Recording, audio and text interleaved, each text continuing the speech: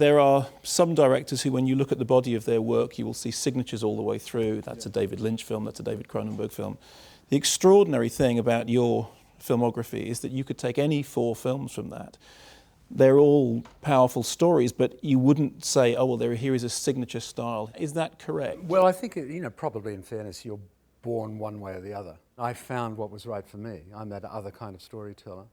But you've been quoted as saying, I believe this is an accurate quotation, I've tried to disassemble my own style, because what you were saying was that somehow if your own style is primary, that will get in the way of the story. That's true. I think it's if I let myself dominate too much, I won't see. I'll just see my own reflection, and that's no good, You said many interesting things about scripts. One of them was you said a script is always a pain. You talked about wrestling the script. You described a situation in which you said the American producers if they'd read the script, they just read the dialogue. Yeah. And you talked about American films being choked by dialogue. Describe for me what script writing, your kind of script writing, looks like if not dialogue. What do your scripts read like? Because it sounds to me like that what they ought to read like is narrative storytelling. I always say, look, if there's someone's interested, let me go talk about the oral tradition. I'll go and act it out for them. Let me go there and chat. The script is just a blueprint. I think if I was an architect, I'd be one of those architects that wouldn't produce much, because I'd have to go to the property and camp on it, and I'd have my plans and things. But I remember having this conversation, of all people, here with Stanley Kubrick in London on a pilgrimage out to his house. And I said to him, do you find scripts, really just dreadful? And he said, absolutely, yeah. I said, there must be another way to write it. I said, that ext day, or int night. And those descriptions, he walks across the room in a houndstooth jacket, or something. I thought, who cares? Why is that important? And he agreed completely. It was one of the few off-guard moments with the man who was extremely watchful. And it's caused me often with scripts to put them into the short story form at some point quite early on. Because if you're doing, a scene in a restaurant, and so she's sitting there waiting for him, let's say they were had a love affair or something some years before, they're to meet again over something. So we'll describe the restaurant, as we do, describe her sitting, and describe him walking, usually clothes, appearance, banalities, really. The short story form, you can just sort of say, as he walked across the room, he remembered his grandmother, who had a similar pink top on when, the morning she died or something. You find yourself writing, that's interesting. The grandmother, I never thought about that. So it frees you up. I mean, when I say short story, I mean not for publication. Right, sure. But just for expansion, for letting the story breathe. And when you talked about, going back, well, originally having the nerve to go and watch a series of silent films, and you said that regularly you'll go back and you'll look at them. Do you see their influence directly in your own movies? I mean, I can think of individual moments from your films. I would think that's influenced. But do you yourself see sort of scenes that you think that I've definitely taken that from silent cinema? I don't think I pick anything up, but I did in the past. I mean, Chaplin was enormously instructive. I remember that in that year of films, of how to hold a shot, hold wide shot, play comedy in wide shot. I think in watching old films from the past, more than anything, it's about timing, about rhythm. It's not really great scripts you need, it's great ideas. That's why sometimes I think we can love someone's first film because the idea is so raw and powerful, might be roughly done. The trick is how to retain the passion and the kind of freshness and then shape it with the craft. What did you mean when you said to first-time filmmakers that your piece of advice would be, don't give up a great idea because of budget constraints, just hang on to the great idea and find another way of doing it? I mean, that you said that's the one piece of advice you'd give to a filmmaker starting out. No, really, that might be down the line. The first piece of advice is that I will say, I wish you a fantastic failure. And after that I'll say, because boy, then you'll come back fighting. The worst thing is success. The killer. You seem to have handled it pretty well. Well, I've had my flops, but I think, because success is a killer in the film business. It kills talent. You must take risks every now and again. You have to have enough success to keep going, but otherwise obviously be out of business. But you know, you can get cautious through success. You can get vain, and you know, it's a very dangerous thing. I don't think in the history of art there's ever been artistic people so successful as film directors. The phenomenal sums. I mean, yes, it's all, you know, tightened up in the last few years, but you know, you can make fortunes in, as we know, in the hundreds of millions. There are a few clips from your films that I'd like to show. We would like to start with a clip from way back. So the central thing that the audience have to know if they haven't seen it is that the camp itself is in the middle of nowhere. I beg your pardon, yeah. And there's a key line in which the guard says at the beginning, "This isn't your prison, that's your prison," everything around it. I shaped it that way, so I was trying to let the audience know that it wouldn't be, you know, that more familiar prison escape story where you have the pursuit on the part of the prison authorities, but it was going to be nature that was going to be your oppressor. Okay, let's take a look. I have us here somewhere. And down here, the Trans-Siberian Railway and the border of Mongolia. Mongolia seems so far away. Mongolia? I go more. To America. It's like this. We have food for another week. We have no more matches, but still we have Khabarov's flint. We need meat. I can make traps. No, we'll be moving too fast to wait for trips. We find farms and villages, get food there. Look, there's a bounty on our heads. Remember that. We steal it. At night, they never know. We're not thieves. And I'll steal it, and I'll eat. You can watch. What is that? Barbed wire. He's making a fish hook. That's how we will survive. With fish? But I don't eat fish. Then you'll die. There's and I'm sorry, I hesitate to do this. There is a little interpretation. In the course of their journey, the characters endure great hardship, freezing hardship. You know, they go through deserts, they go through snow, and as you said, there is a survival instinct. That, and we don't know who of them is going to get to the end. There is also a key character, which is that en route they pick up a young woman. Who the difference between her and the men is that whereas they have all learnt not to talk and not to tell each other stories, that's what she does. And as she weaves her way through the group, she tells their stories to each other. And it seemed to me, when I was watching the film, only me, probably not anybody, that actually that was at the centre of the story that you were telling, it was a story about a journey on which the storytelling character is the key element.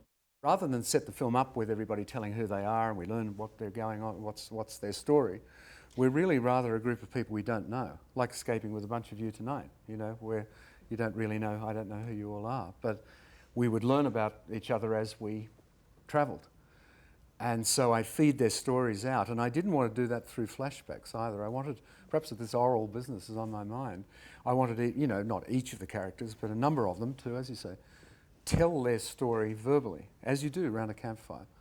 And that would then become our interest as we go along. In other words, we would get to know them and actually get to like them and get to, you know, to care about them, as it were. I'd like to show a clip of Gallipoli, which obviously sort of, you know, refers back to much earlier in your career. There have been comparisons made between Gallipoli and Way Back. Do you see any comparisons between them? Yes, I have, and I'm not uncomfortable with it. I mean, there's no neat match-up in stories, but just the physicality of it. I mean, it was both pictures were without weather cover, by and large. Both concerned themselves primarily with young people, and both occurred in a war, two different, you know, First and Second Wars. But something of the spirit is there. And something of a desire from me to pay respect to the people who lived these stories. Of course, Gallipoli, we know we're talking of veterans. In the case of the Way Back, I interviewed a number of survivors of the Gulag system in Moscow, and Polish people here still, you know, alive and quite clear in their memories. And, you know, you can't help, I think, after doing that kind of research to say, I will really do my best to serve you. Mm-hmm. Not that they ever will like the film. Other people who went through that, we could never make a movie about it. But everything in this film, as with Gallipoli, I could source back to some provenance in a book or an interview Almost to the most minute detail. I felt more comfortable, and I think the actors did. Let's have a look. Yeah.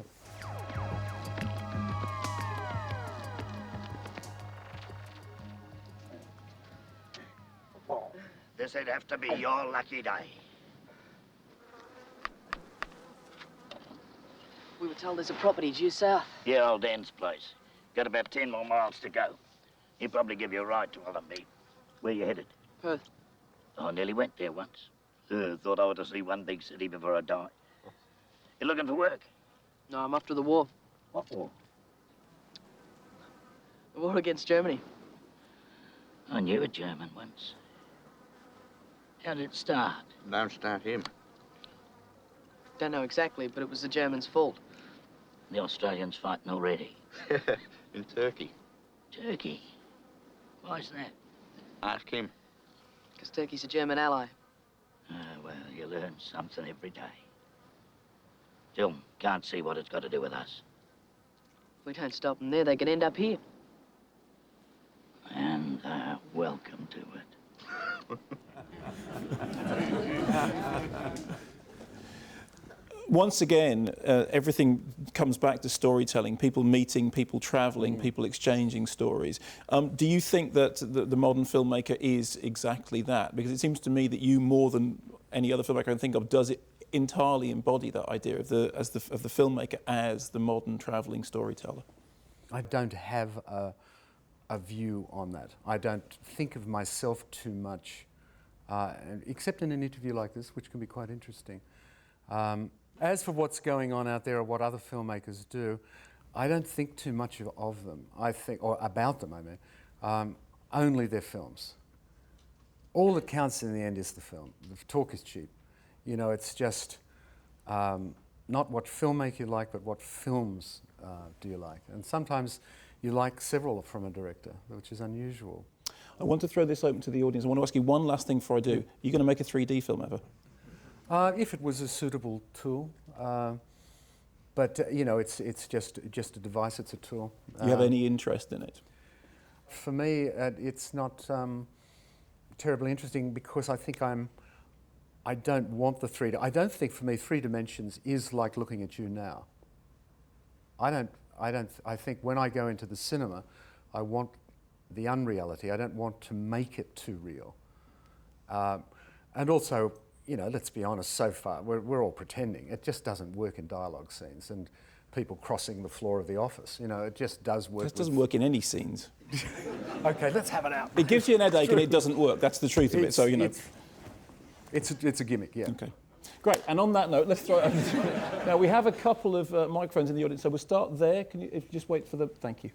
Hi Peter, my name's Amanda. I'm an Australian filmmaker at the beginning of my career. Good luck. And I really struggle as a new director with storyboards and imagining, because I'm not really a very visual person, that's something I'm learning.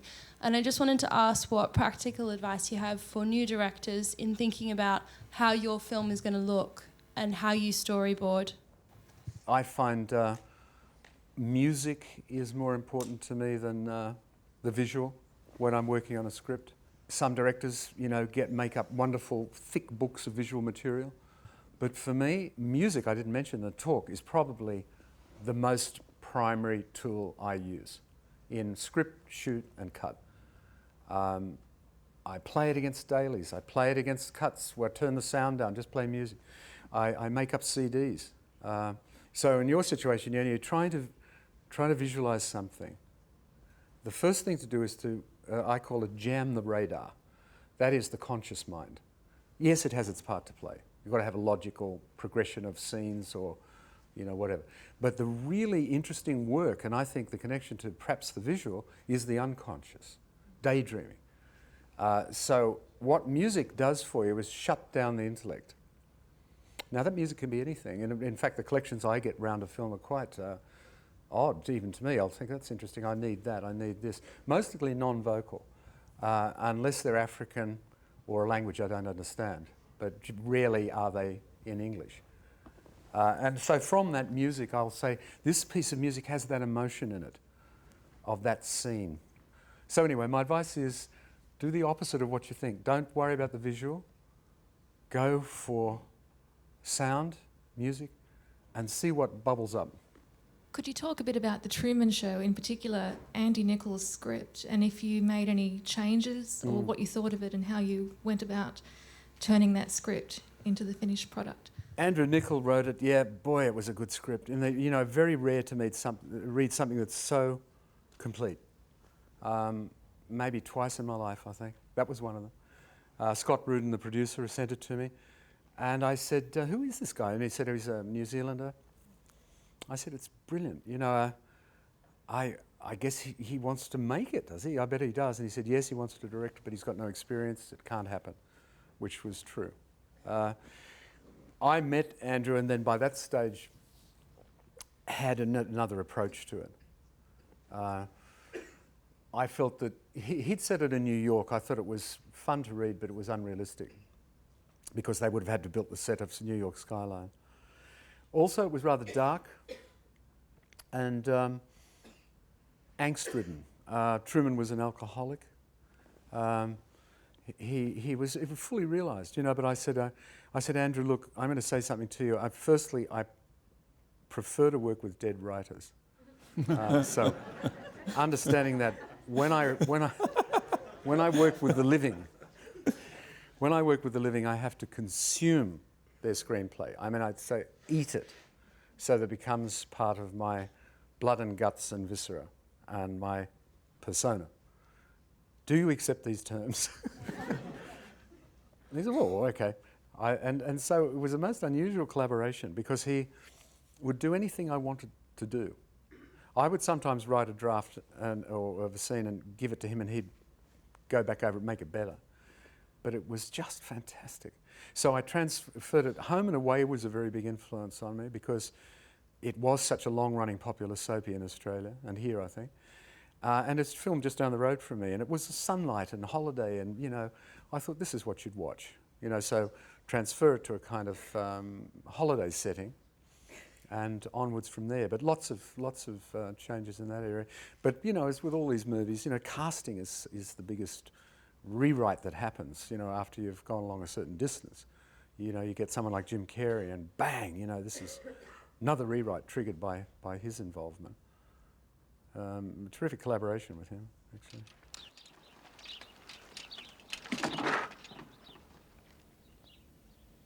Truman?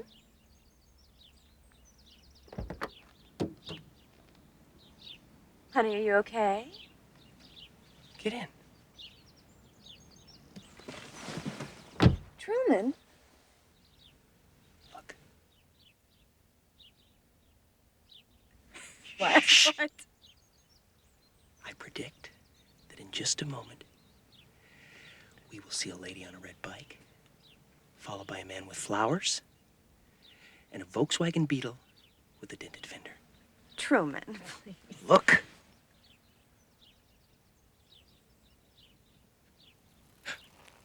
Lady. Flowers. And... Truman, this is silly. There it is! There it is! There's the dented beetle! Yes! Ha ha! Ha! Thank you. Robin Williams said that the thing that you taught him more than anything was less is more and silence is more important than what is said. Was it the same approach with Jim Carrey? Because up until that point, Jim Carrey had been known for going blah, blah, blah, blah, blah, and I think with comics, they're very much looking to get out because fundamentally, you know, humour on screen is a young person's thing, you know, and it's comes from college and school, and you know, it's a sort of madness of life, and you're the rebel and causing mayhem. Yes, there are humorous actors who go on, you know, Peter Sellers or something, but the sort of work Jim was doing, he knew how to shelf life, I think. And the same with Robin, was looking to get into drama. In every film I do, I sneak in a day, hopefully two, which my first hides. And those days are really for improvisations that come up. Because it's always interesting to wonder what happened between scene 13 and scene 14. You know, why do we arbitrarily cut between them? With Jim Carrey, the funny thing in settling down together was really that damned video monitor, which is something I try and work, at an absolute minimum. I, obviously come from an era where you stood beside the camera anyway, but I think you pick more up without looking at the screen. All your senses are alive. You've got a lovely view. You look through the viewfinder anyway. Jim, I think it's self-directed, firstly in stand-up comedy, then on his movies by going round to the monitor and having a look. So we started doing this. I'd say after take 8 or 9, I'd say, we've got it. And he'd say, whoa, I'm just warming up. And then he'd come around and I'd say, well, what do you want to print? Take 16 or 17. Finally, I weaned him off it because I said, otherwise, what am I doing here, Jim? I'll tell you, and I said, anyway, well, the real clincher was, I said, Truman, is not aware he's on camera. And I think if the fact you keep coming around like that's going to affect your performance, forget about the camera, Jim. So. Well, you've touched on it now slightly with Jim Carrey, but just in general, how do you cast a film? How do you go about nominating a lead? Do you know their performances? Do you think they'd be great in this role? Have you seen that role played by them before in some guise?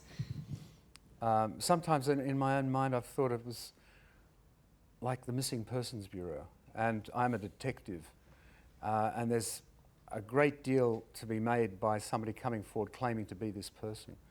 So often when I'm interviewing them, I'm trying to see who's the real one. Others are pretending to be that person. So sometimes they're performances I've seen, but the meeting's terribly important.